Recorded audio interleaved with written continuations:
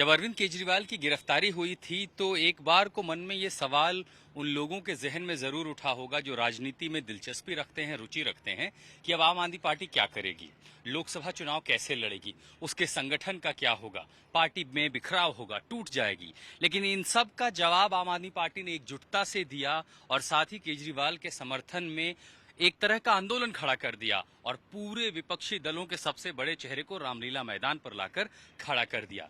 लेकिन इसके इतर, एकजुटता के इतर बड़ी चुनौती थी कि चुनाव आखिर आम आदमी पार्टी कैसे लड़ेगी, और उसी का जवाब देने के लिए आम आदमी पार्टी ने अरविंद केजरीवाल की अनुपस्थिति में इस लोकसभा चुनाव में केजरीवाल को ही मुद्दा बना दिया। जो केजरीवाल आम आदमी पार्टी का चेहरा थे 2024 के चुनाव में, वही केजरीवाल आम आदमी पार्टी का सबसे बड़ा मुद्दा है। और इसीलिए आम आदमी पार्टी ने लोकसभा चुनाव के लिए जो कैंपेन लॉन्च किया है उसका नारा ये है, जेल का जवाब वोट से।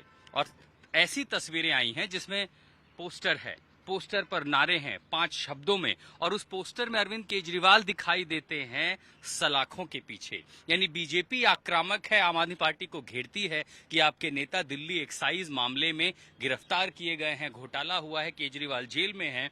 तो बैकफुट पर जाने की बजाय आम आदमी पार्टी फ्रंट फुट पर है और वो खुद दिखा रही है कि हमारे नेता को जेल भेज दिया गया है, और केजरीवाल को सलाखों के पीछे एक सांकेतिक पोस्टर लगा करके, जारी करके सबके सामने रख दिया है। सड़कों से लेकर के अब संसद की इस लड़ाई तक में आम आदमी पार्टी के लिए चेहरा भी केजरीवाल है, मुद्दा भी केजरीवाल है, और पूरा चुनाव उनके इर्द गिर्द गूंजेगा।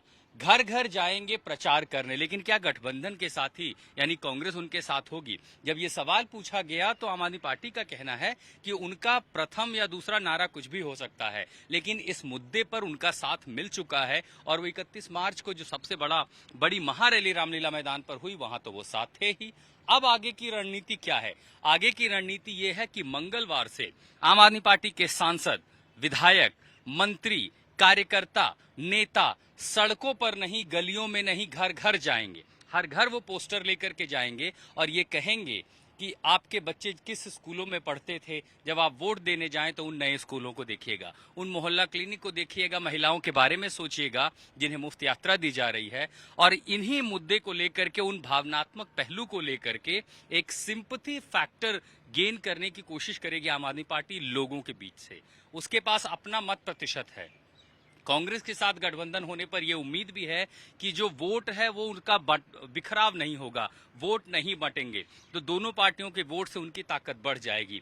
लेकिन स्विंगिंग फैक्टर क्या 7 से 8% सिंपैथी का वोट अतिरिक्त आम आदमी पार्टी के खेमे में आएगा, और अगर ऐसा होगा तो इंडिया गठबंधन की तस्वीर बदल सकती है। तो चुनौती ये है, घर घर जाना, अपने समर्थकों के साथ वो वोटर जो लोकसभा में बीजेपी को वोट देता है और विधानसभा में आम आदमी पार्टी को, उसको इस बार लोकसभा चुनाव में भी अपने साथ लाना, गठबंधन के वोट को कंसोलिडेट करके रखना और इस मोमेंटम को बनाए रखना 25 मई तक।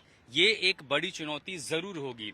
लेकिन जिस अप्रत्याशित तरीके से आम आदमी पार्टी ने केजरीवाल की गिरफ्तारी के बाद मोर्चा संभाला, उसकी सेकेंड लाइन ऑफ लीडरशिप जिस प्राकृतिक तरीके से खड़ी हो गई, शायद इसका अंदाजा किसी को नहीं था। संभवतः बीजेपी ने भी ऐसा नहीं सोचा था। और ऊपर से संजय सिंह को जमानत मिलने के बाद अब कमान और चेहरा वो बन गए हैं। उसके साथ निचली जो लाइन ऑफ कतार जो नेताओं की है वो खड़े हो गए, और अचानक से आम आदमी पार्टी में जो बिखराव की स्थिति संभावना जताई जा रही थी, उसके उलट पूरी पार्टी एकजुट, एक साथ खड़ी नजर आई है। और अब जब चुनाव में, प्रचार में मुद्दा, विषय, चेहरा सब कुछ केजरीवाल है, अब इसी के साथ आम आदमी पार्टी बिगुल बजा चुकी है लोकसभा चुनाव 2024 का।